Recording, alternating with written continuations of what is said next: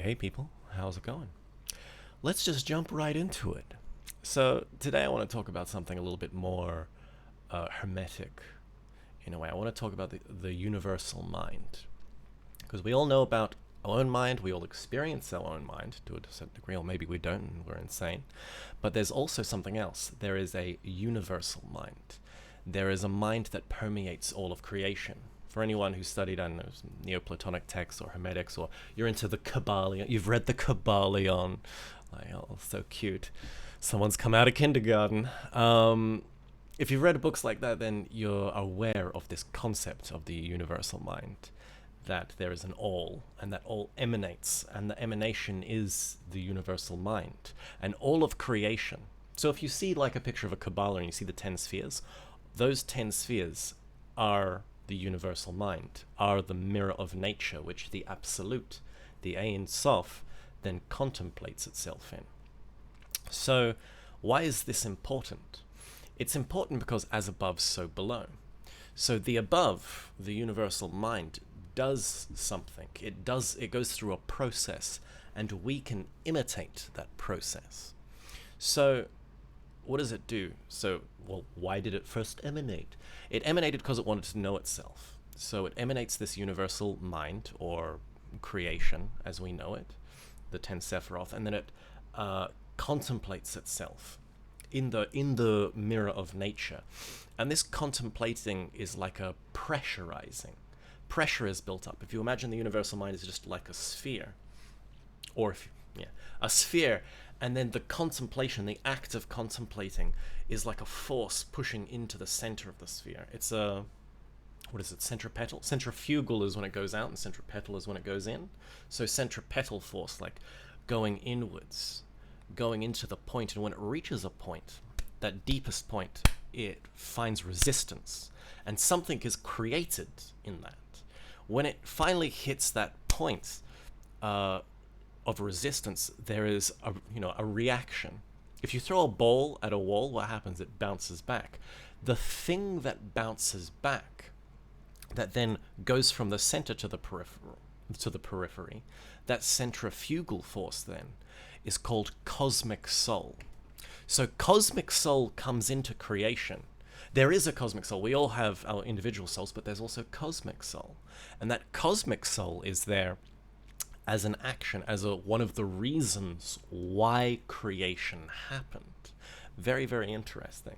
And so this cosmic soul is then a mediator between the absolute and all things in creation then, or all of creation, the center and the absolute.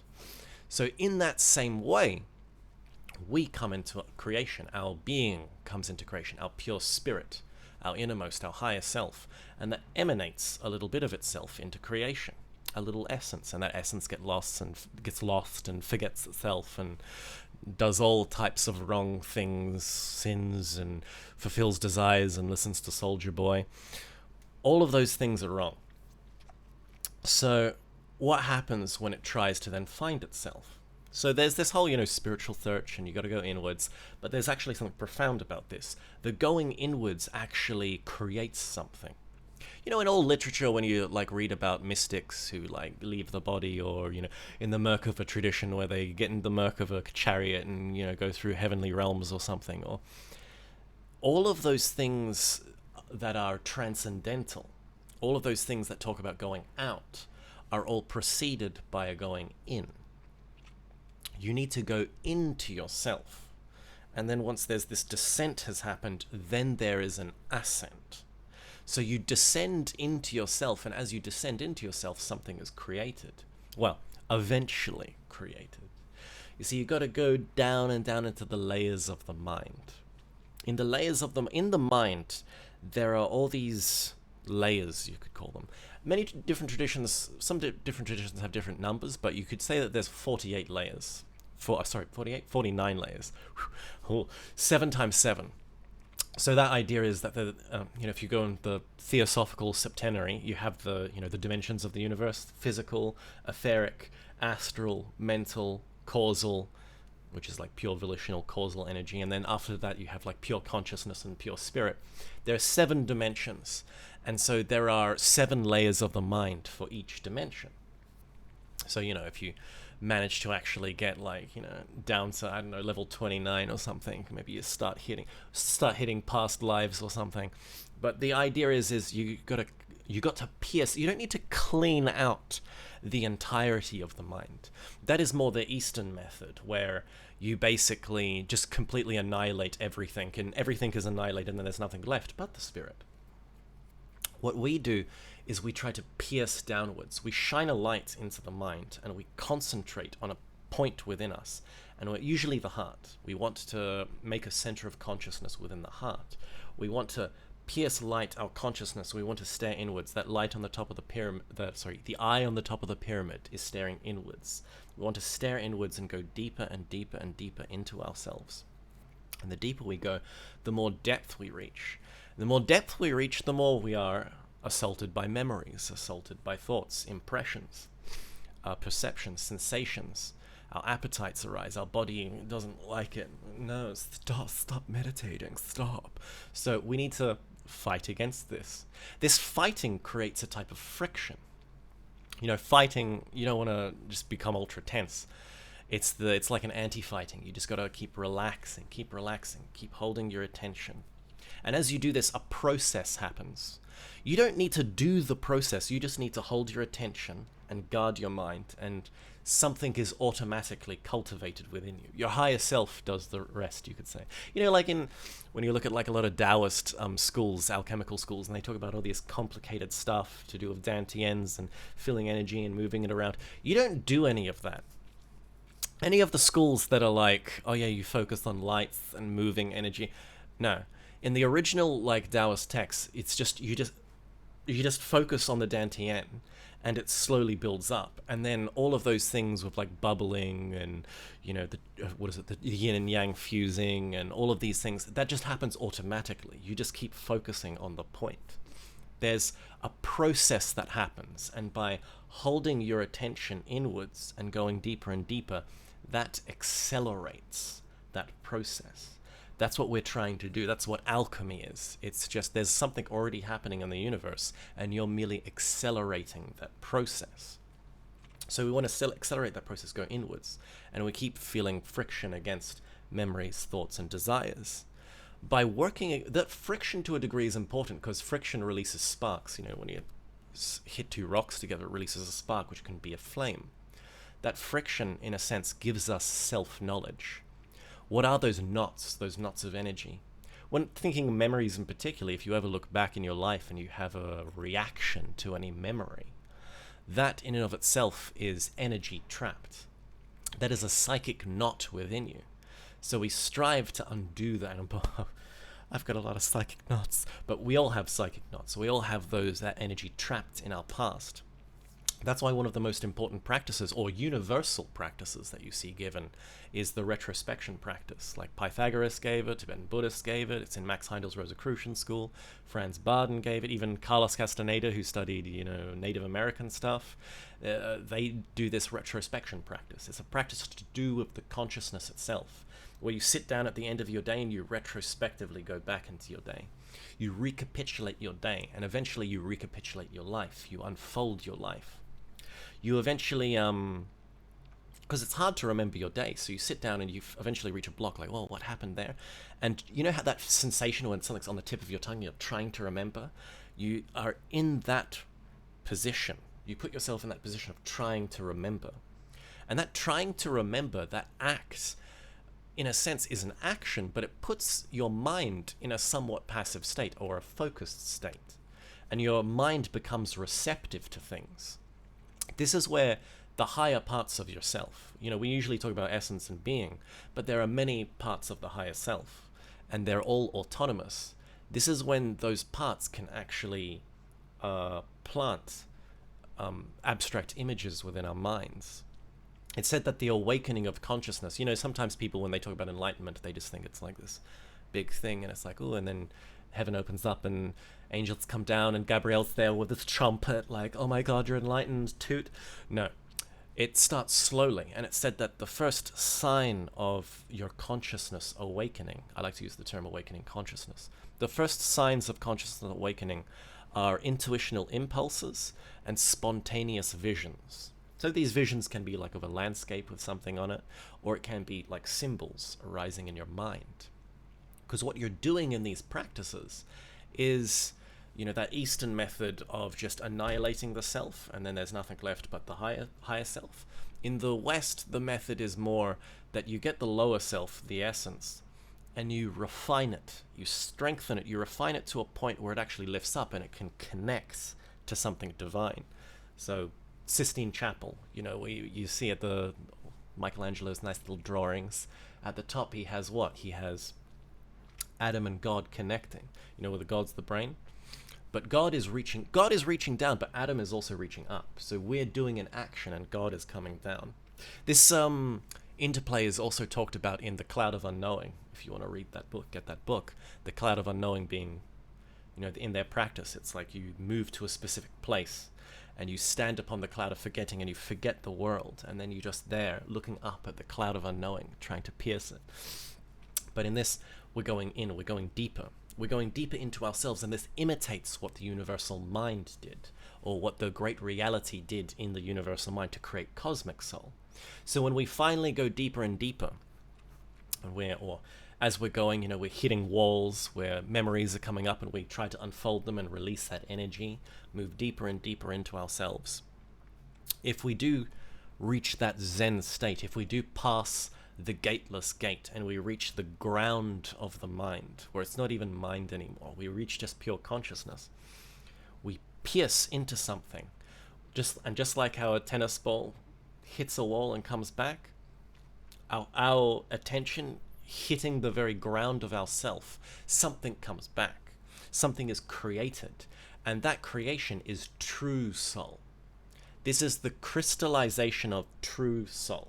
So you're probably thinking like, what? I'm Christian, I have a soul, or we've all been raised Christian, so we all have that concept. But this is, in the words of a certain occultist, the soul is not a fact, it is a possibility. So most people do not have souls. We just have the psychic material that can become a soul. We have a certain set of attributes that incarnate from life to life, and these attributes change. Some go up, some go down. Sometimes we have more vices in some lives, and in others we've worked on ourselves and we have less. But nonetheless, what we want is something permanent. We want to create soul via using this method of the universal mind, the same method that the universal mind uses.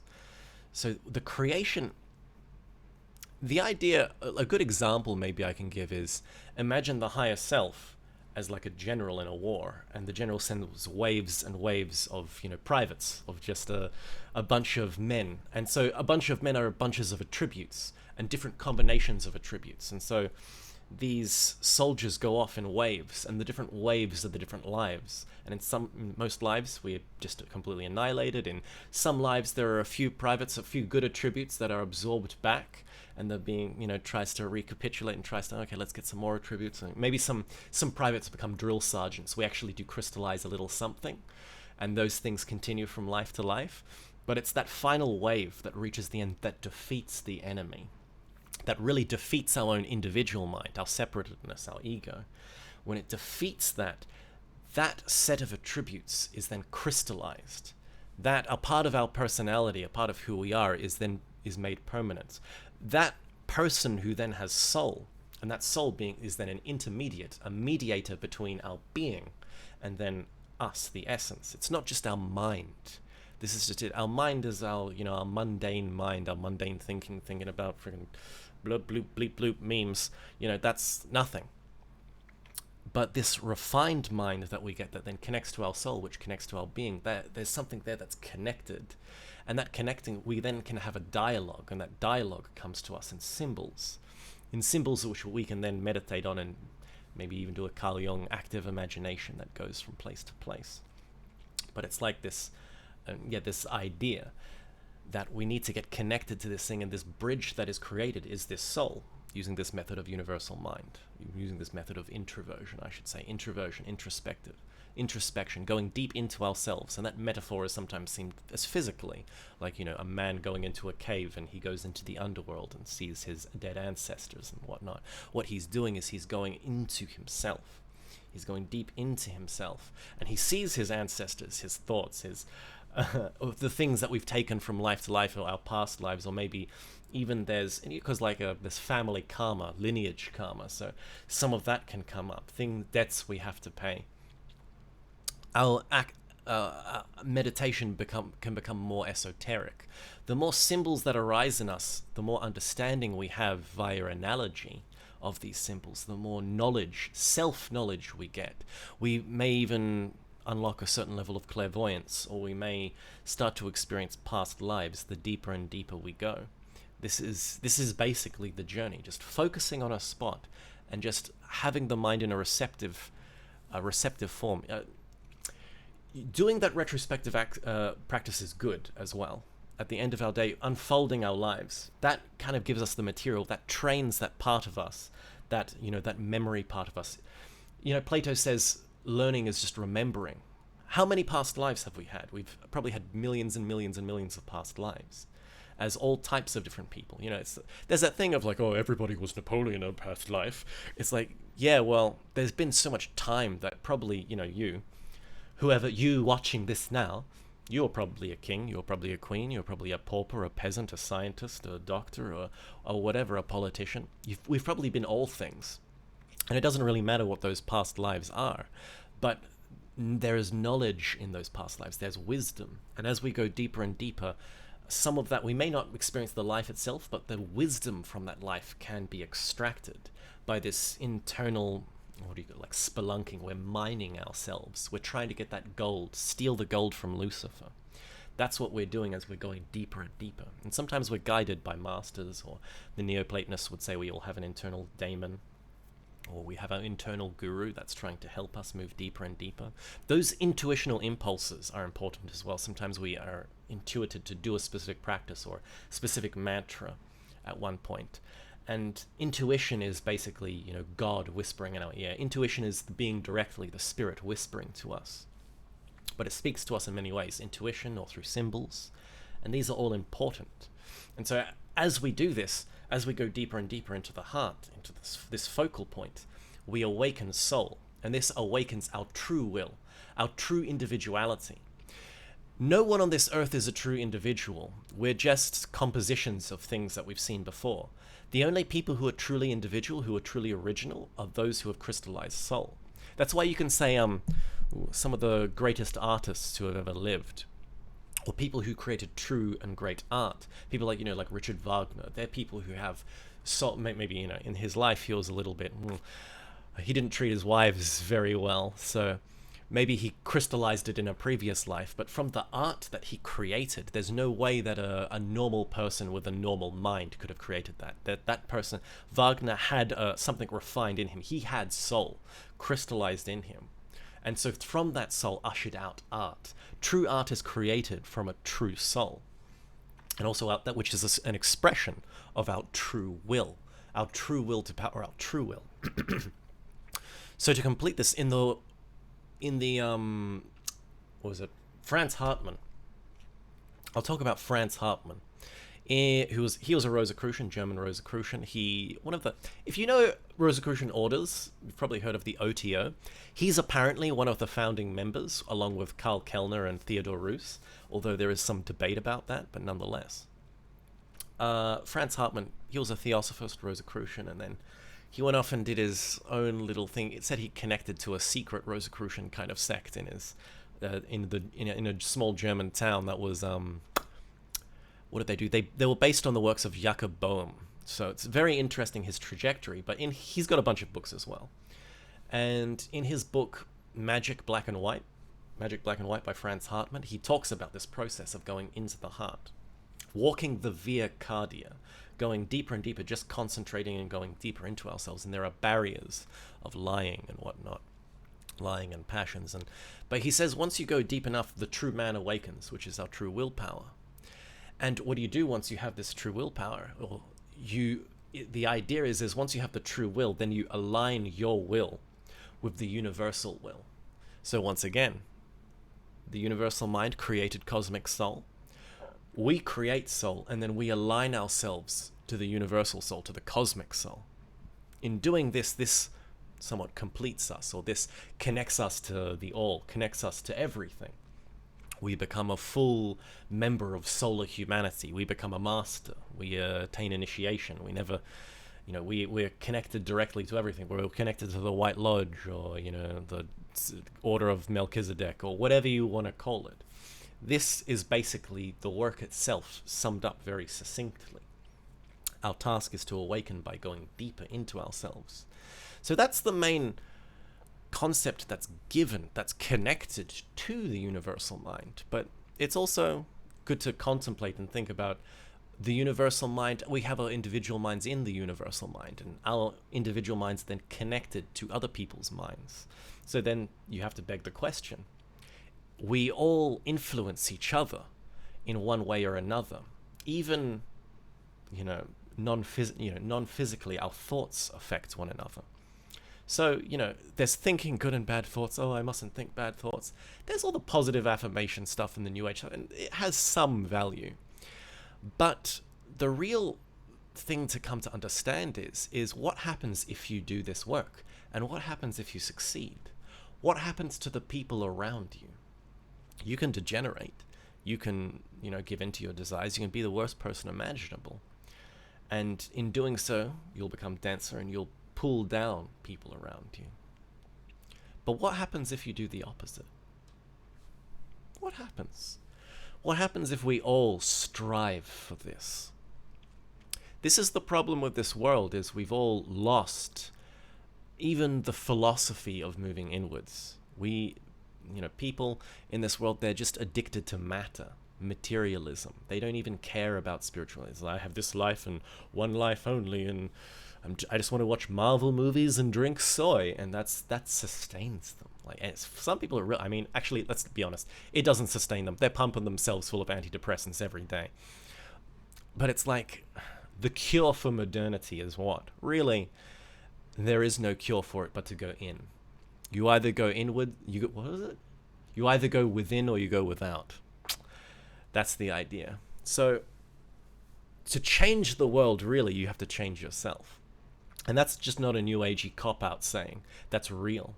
If you manage to change yourself, if you manage to achieve this, think what you put into the universal mind. The Black Lodge, the Black Magicians, love to put things into the universal mind. They love to put crap in there.